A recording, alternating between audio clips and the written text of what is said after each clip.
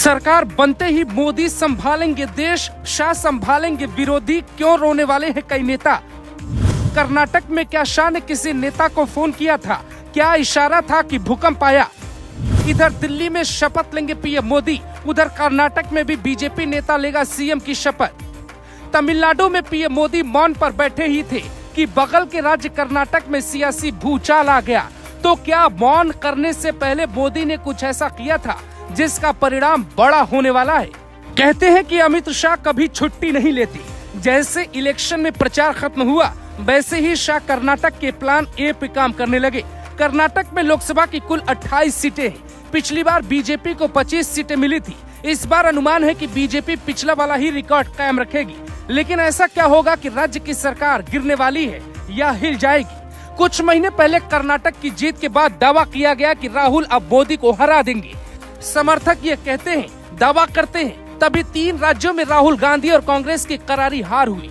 कर्नाटक एक ऐसा राज्य है जहां इतना पैसा है कि हर सरकार वहां की गद्दी पर बैठना चाहती है। बीजेपी ने दक्षिण में पहली बार खाता कर्नाटक में ही खोला था। 2008 में वहां अपना पहली बार सीएम बना लिया था। अब मोदी राज में वो होने जा रहा है जो कर्नाटक के इतिहास में कभी नहीं हुआ।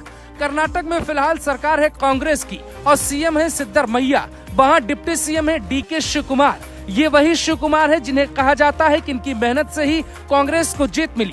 आप कह सकते हैं डीके शिवकुमार की भूमिका एकदम राजस्थान के सचिन पायलट की तरह है, जिन्हें लोकप्रियता तो मिली लेकिन गद्दी नहीं मिली। चुनाव के आखिरी चरण के प्रचार तक कोई कुछ नहीं बोला, लेकिन जैसे ही कर्नाटक तक संदेश पहुंचा कि वहां बीजेपी की लहर है और मोदी सत्ता में आ रहे हैं, आपस में कांग्रेसियों ने बवाल मचाना शुरू कर दिया। क्या शाह के कहने पर ये बवाल हुआ? ये बात भी समझेंगे, लेकिन असल में हुआ क्या पहले ये समझते हैं। आधी रात को डीके शिवकुमार का एक बयान आता है और उसके बाद मीडिया में आकर तरह तरह का बयान देते हैं और जो दावा करते हैं वो बहुत हैरान कर देने वाला है।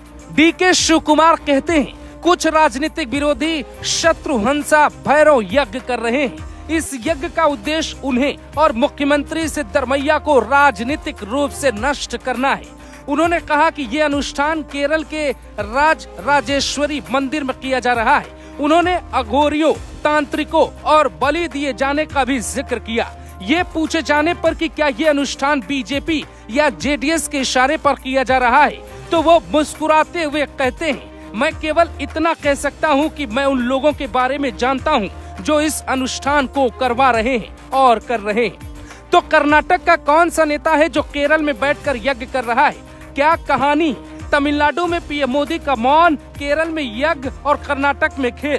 क्या अमित शाह कर्नाटक में सब कुछ तय कर चुके हैं? अगर वहां बीजेपी कुछ करती है तो कैसे सरकार बन सकती है? आपको वो भी समझाते हैं। विधानसभा चुनाव में बीजेपी और कांग्रेस की सीधी टक्कर थी, लेकिन बाजी कांग्रेस ने जीती। इससे पहले बीजेपी ही सरकार में थी, लेकिन बचाने में नाकाम रही। कर्नाटक में कुल विधानसभा सीटें हैं 224। सत्ता में रहने के लिए 113 सीटों की जरूरत है। बीजेपी, सहयोगी दल जेडीएस और निर्दलियों को मिलाकर कुल 89 सीटें हैं। बीजेपी को सत्ता में पहुंचने के लिए सिर्फ 24 सीटों की जरूरत है।